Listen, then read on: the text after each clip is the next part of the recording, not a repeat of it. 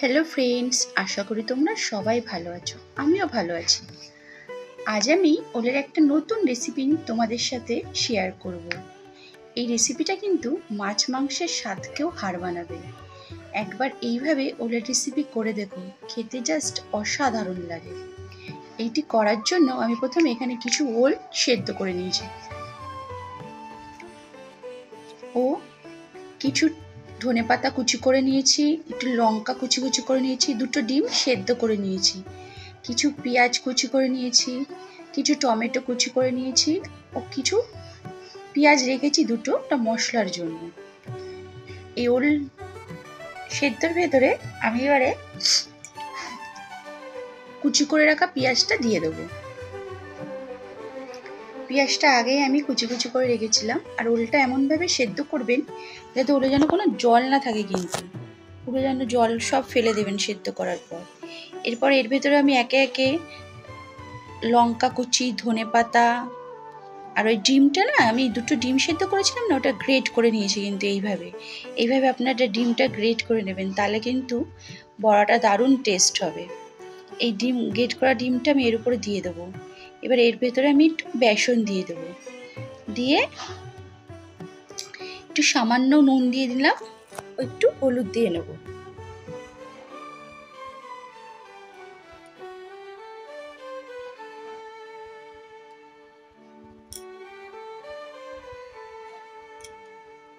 দিয়ে এর উপরে আমি একটু চাট মশলা দিয়ে নেব,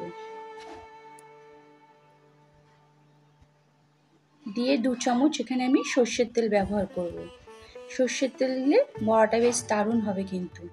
এবার আমি এই ওলটার সাথে এইগুলো সব ভালোভাবে মাখিয়ে নেব। এটা কিন্তু ভালোভাবে আপনারা মাখিয়ে নেবেন, আর মাখাটা যেন একটু আঠা আঠা হয়। যদি দেখেন আঠা হচ্ছে না, তাহলে আরেকটু বেসন দিতে পারেন। আমার এখানে আর বেসনের প্রয়োজন লাগেনি, এগুলোতেই আমার আঠা আঠা হয়ে গেছিল। এগুলো আমি সব ভালোভাবে মাখিয়ে নেব। নিয়ে দেখো আমি এরকম গোল গোল করে নিয়েছি। তোমরা চাইলে অন্য শেপও করতে পারো। আমি এরকমভাবে গোল গোল করে নিয়েছি। এবার কড়াইতে তেল দিয়েছি, তেলটা গরম হলে আমি এগুলো দিয়ে দেবো বড়া ভাজার জন্য। আজকে রোলটা আমি এরকমভাবে বড়া করে তারপর ডালনা করব। ওলের ডালনা তো অনেকভাবেই করা যায়।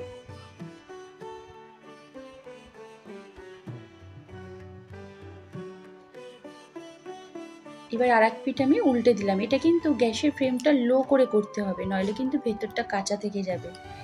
এক পিঠ ভাজা হয়ে গেলে আর এক পিঠ উল্টে দেবে। দেখো বন্ধুরা, আমার সব ওলটাই কিন্তু এরমভাবে বড়া করা হয়ে গেছে। এবার আমি একটা মশলার পেস্ট তৈরি করে নেব। এখানে আমি পেঁয়াজ, আদা, রসুন, গোলমরিচ দিয়ে টমেটো একসাথে কাঁচা লঙ্কা পেস্ট করে নিয়েছি। এর মধ্যে একটু আমি জিরের গুঁড়ো দিয়ে নিয়েছি।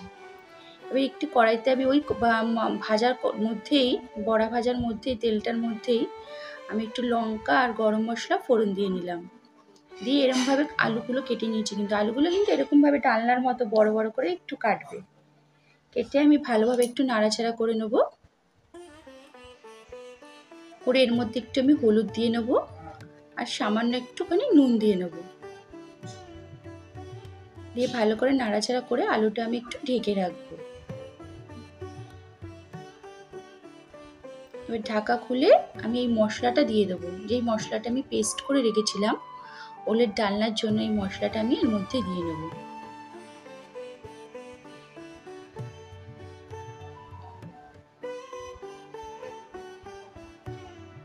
দিয়ে এটা কষানোর জন্য আমি ঢেকে দেবো।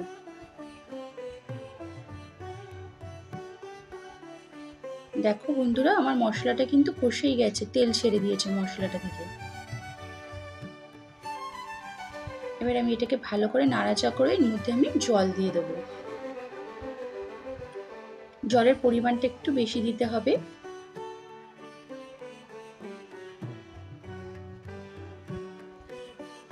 কারণ আলুটা সেদ্ধ হবে একটু। আপনারা চাইলে আলুটা একটু হালকা ভাপিয়েও নিতে পারেন, তাহলে বেশিক্ষণ আপনাদের এই সময় ফোটাতে হবে না। দিয়ে আমি ঢাকা দিয়ে দিলাম।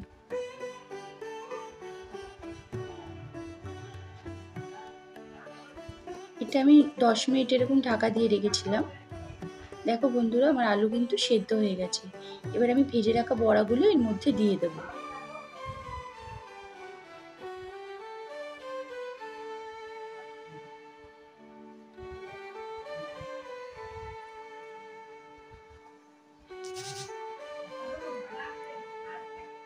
একটু ভালো করে নাড়াচাড়া করে নিলাম, করে নামানোর আগে এর উপর থেকে একটু সামান্য ঘি দিয়ে নেব।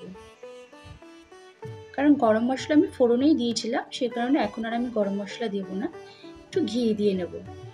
দিয়ে আমি এবার নামিয়ে ফেলবো। আমার ওলের ডালনা রেডি হয়ে গেছে। তাহলে বন্ধুরা, ওলের এই রেসিপিটা কেমন লাগলো কমেন্ট করে কিন্তু অবশ্যই জানাবে। আর ভালো লাগলে একটু লাইক ও শেয়ার করে দেবে।